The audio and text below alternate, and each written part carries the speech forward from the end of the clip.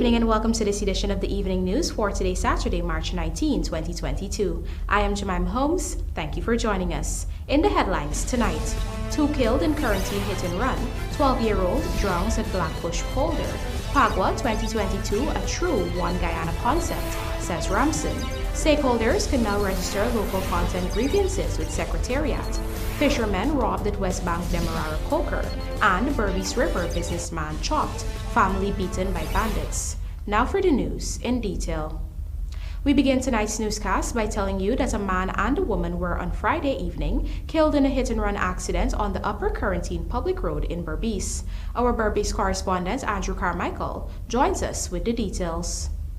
The dead man has been identified as 20-year-old Tony Lakram, also called Avery, a carpenter of number 71 Village Squatting Area Quarantine, while the identity of the female is unknown. Residents recalled seeing the now dead man riding an electronic bike alone. The police stated that the accident occurred at about 23:20 hours on the number 70 Public Road Quarantine and involved the electronic bike and an unknown motor vehicle.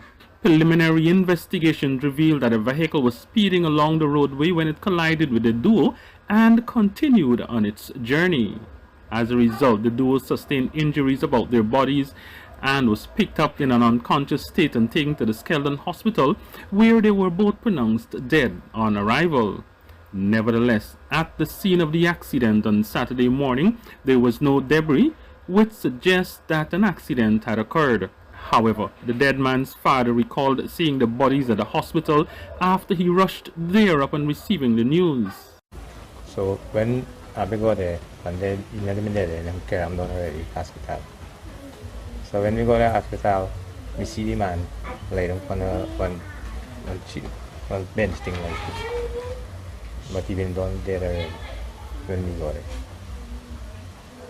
And you saw the girl? The girl already too. Then bring the girl from the next place and put the girl already carried in a mattress. At the time where your son was heading or what he was doing out on the road at that time? We can't tell you because we don't know, you understand? Because you go walk afternoon time and you come to house.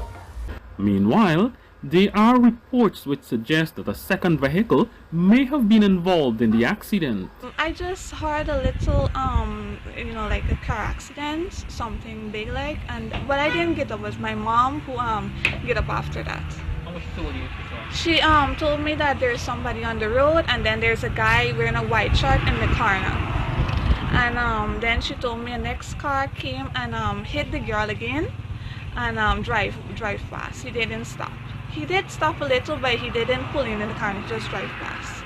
Although suspicions that the vehicle that was involved in the accident belonged to a police rank, the communications unit has later confirmed that the car that was actually involved was located. The unit further stated that the driver has promised to turn himself in. We see whole back, get bare bruise on him, knock then, and blood all in his mouth, and some blood up on the other side. And the foot broke. What about the female? She get more bad, more injured, like when we see, like the foot, couple well place broke on the foot. This incident occurred almost on the same spot where between October 31st and November 1st, 2016, the body of Fayaz Narangat was discovered on the public road. Some of the particulars are almost similar. It appeared to be a hit and run initially in the case of Fayaz Narangat, and in the case of Tony, it also appeared to be a hit and run. We do not know so far where the second person, that is the female, came from. Nevertheless, the police are investigating. Reporting from number 70 Village on the Quarantine for the Evening News, Andrew Carmichael. Here is Andrew Carmichael once again, this time to report that a 12-year-old boy drowned on Friday while playing PHAGWAH with friends at Blackbush Polder. Let's have a look. Dead is Hemraj Ramnath of Johanna South Blackbush Polder, Region 6. Reports are that the child left home on Friday morning in the company of a 25-year-old female neighbor and his 7-year-old sibling. Sudna Rambarand, mother of the child, recalled receiving a telephone call informing her that the lad was missing. He tell me say how he never go in trench. Say he go watch how them people play PHAGWAH. So me they cook for my son, so he go come back and he go come eat where he order me cook for him. And suddenly me get a call, say my son not fine. One girl named Tricia, she tell me say how my son not fine. Shanti come, your son not fine. And me been there cook me can left me fireside. Living long after me get another call, say my son come out, he die. According to the mother, she was told that several children went into the trench playing PHAGWAH along with adults. The dead child's 7-year-old brother who was with him explained what transpired in the presence of his mother. He said how one by name Takur carry my son inside the trench. He hold his hand and he loose his hand in the trench. And loose his hand, he fall in the hole in the trench where the high mark dig, and my son don't know for swim. Takur and body gonna swim into the trench, and Takur and he hold hand, and when body go for swim, Takur lose his hand and he fall in that hole, and he drowned and die. And he say left him lay die, lay dead. He tell people say left and lay dead. And this picnic Bishram call people for help. Their brother drowned it. No one save him. The woman said her son reportedly tried to get assistance from adults who were on a bridge nearby, but some of them reported that they did not want to get into trouble and the police will have to come. One man, who cannot swim, reportedly went into the shallow part of the trench and used a stick to try to find the child. Soon after, 2 other persons went into the water and found the body. The 7-year-old said his elder brother took one breath after being pulled from the muddy water. His mother said when she arrived on the scene, her son was lying on the ground and she tried to resuscitate him, but it proved futile. He was taken to the Marie Curie Hospital, where he was pronounced dead. Rambaran referred to the former J.C. Chandy Singh secondary student as being brilliant. Andrew Carmichael, The Evening News. The Local Content Secretariat, which is the focal point for the government's efforts to ensure Guyanese get a piece of the proverbial pie from the oil and gas sector, is now equipped with a grievance mechanism that would allow stakeholders to report violations. Here are the details.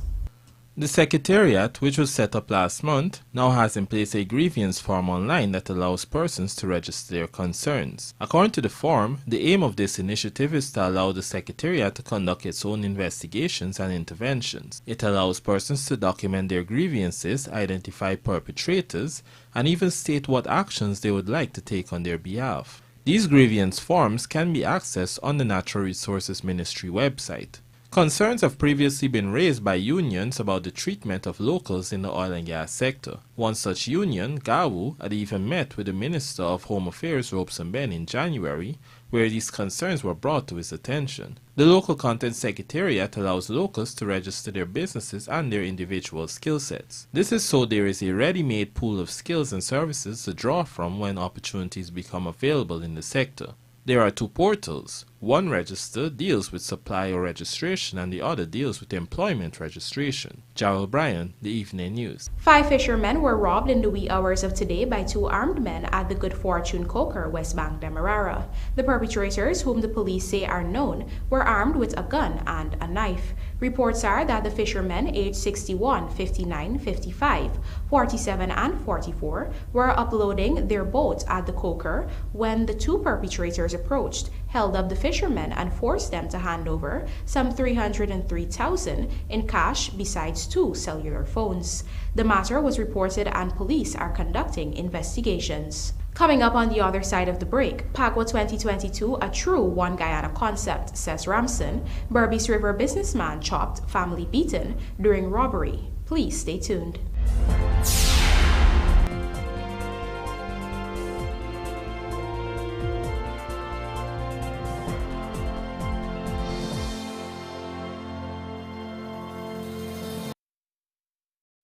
Looking to bring your dream home to reality or simply taking on a home improvement project? Then National Hardware Limited is where you should start. Let us put that touch to your home.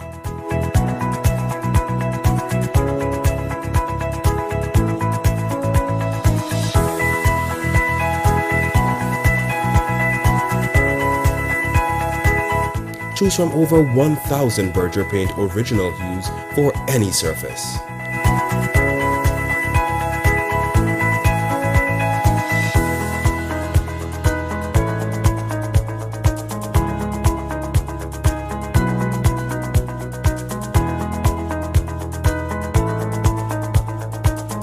We are known for our trusted brands such as Westinghouse, Philips, Satco, Rubbermaid, Pyrex, Gibson Home, and so much more. National Hardware Limited, your do-it-best store, located in downtown Georgetown and industrial site Rheinveld. Moving, lifting, or bending, whatever the job, we at Sylvie's Variety Store have the right tools to make it happen. Pallet jacks and hand trucks for bonds and industrial sites, easy pickup and convenient maneuvers. Chain hoist from Roughneck and Northern Industrial, the perfect solution to lifting heavy objects. And then there's the 12-ton and 16-ton hydraulic pipe benders from 1/2 to 2 inch. We also stock the shop press machine from Northern Industrial. Sylvie's Variety Store stocks the tools to make it happen.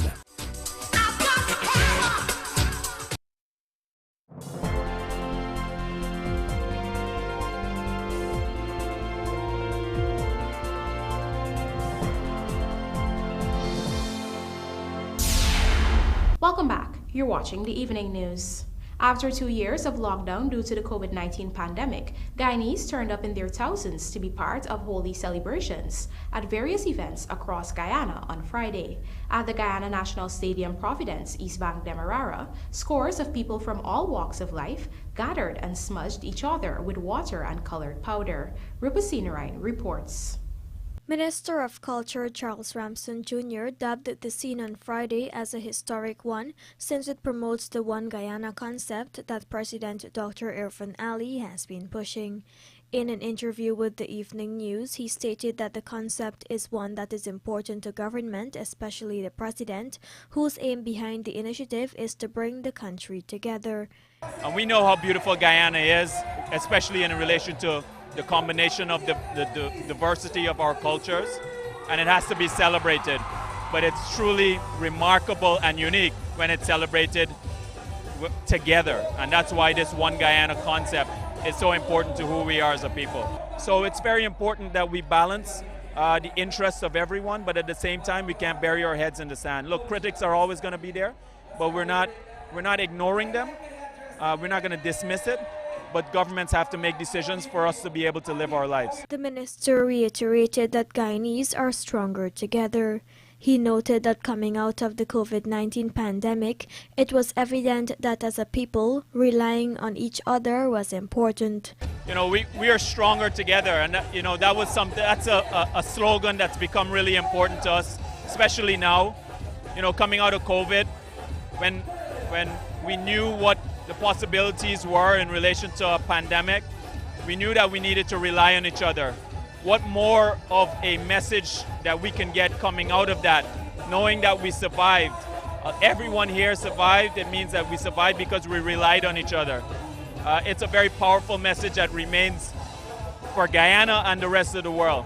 The Evening News also spoke with the organizer and various artists who headlined the event, where they shared their experiences of performing again since the pandemic struck.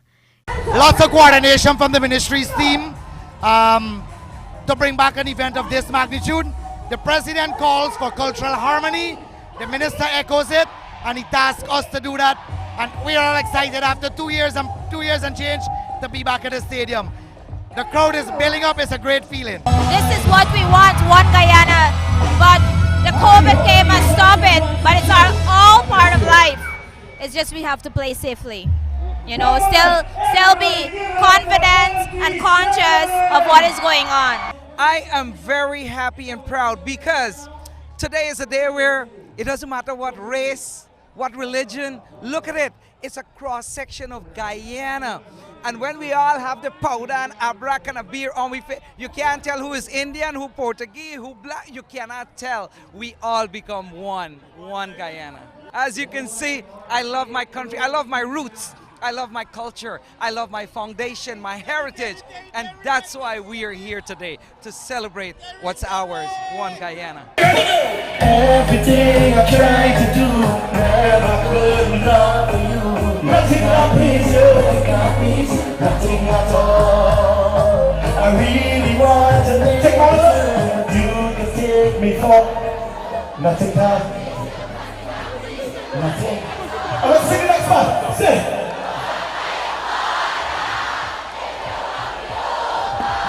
Go back by it. Rupa Sinarayan, The Evening News. The owner of a boat service in Kimbia, which is located along the BERBICE River, was chopped and his family beaten by 5 bandits on Friday night. The incident occurred at about 23:46 hours. Injured is 33-year-old Ryan Gladstone, who was chopped to his back, stabbed to his shoulder, and also suffered injuries to his head at the hands of the cutlass-wielding bandits. It was reported that the man's brother, sister-in-law, and his brother-in-law were beaten by the bandits. After terrorizing the family, the bandits carted off with pieces of jewelry and an undisclosed sum of cash, but not before ransacking the house. They made good their escape, leaving behind a stolen engine boat that they arrived in. Here is Rupa Sinarayan once more telling us that Health Minister Dr. Frank Anthony has called for the stigmatization of mental health to cease and is instead urging that actions be taken to understand and assist those battling with such problems. Here are the details. The health minister reminded that the World Health Organization has labeled mental health issues as one of 10 prominent diseases that will rise, which is another reason for it to be normalized when people reach out for help. As such, Dr. Anthony noted that there should be no issue with reaching out for counseling. Mental health is just like any other disease, so we shouldn't be stigmatizing it. And one of the things that the WHO has pointed out is that we'll see more and more persons having mental health issues. So this is going to be among the top 10 diseases that we'll see.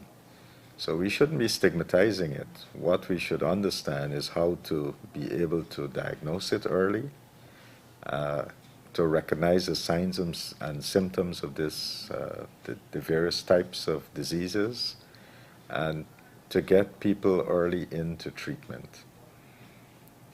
There's nothing wrong with going for counseling. There's nothing wrong with accessing treatment. Absolutely nothing wrong with that.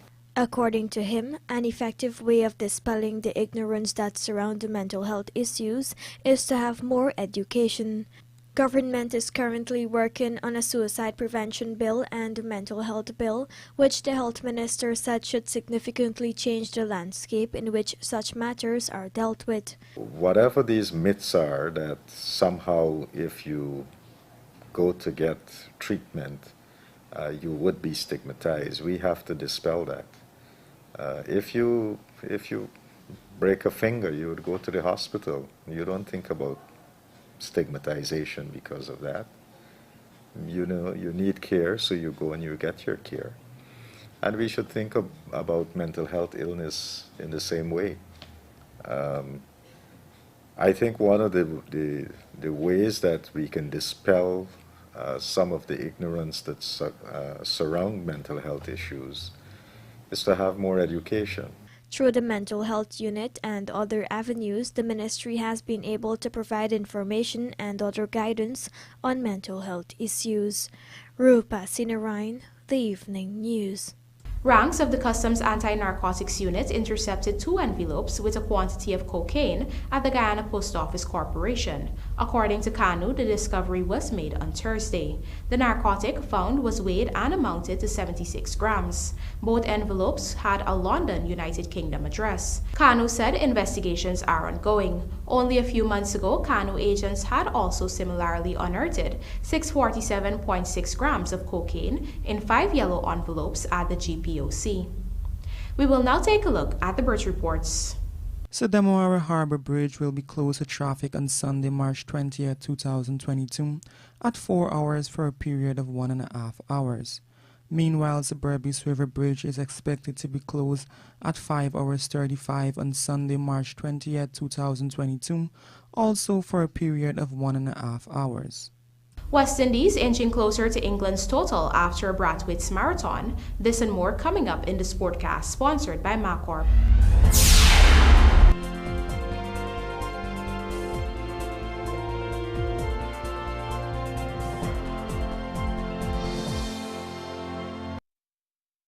Over the years, ISG has been providing all sectors across Guyana with quality products and outstanding customer service. Proud distributor of NP and Ultra lubricants, engineered for tropical conditions. International trucks and parts, leading the change. SEM Machinery, a Caterpillar brand, SKF bearings and mounted products, Napa batteries, Tide power generators. Discover the greatest source of power. Industrial Supply of Guyana Inc., the best opportunity to make the right choice.